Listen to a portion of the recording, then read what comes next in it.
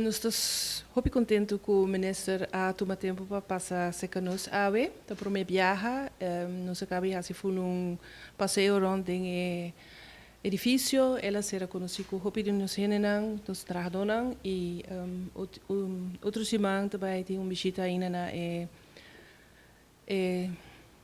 sociale zaken zo kantoor na San Nicolás. Aqui nós também nós temos uma preparada para o ministro de tudo ponto mais atual que está andando atualmente. Certo, a corrida com nós também trata é problemática social que tem na Aruba. Nós está nós que sabe ministro aqui com sua opinião tá aqui com seu manejo também tá e com nós por trabalhar junto com esse com nós por executar esse mais melhor que possível.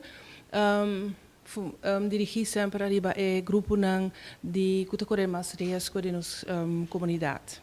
Laat me começar a agradecer, verdade, a diretriz de Direção Social Zaken, pero também com o inteiro personal para a recepção muito caloroso aqui do edifício de Social Zaken, onde o departamento não, o Ministério de Assuntos Social, muito importante, pero também para o jeugdbeleid, me querer também vir importante para a coordenação e contato estreito entre o Ministério e o departamento aqui especificamente.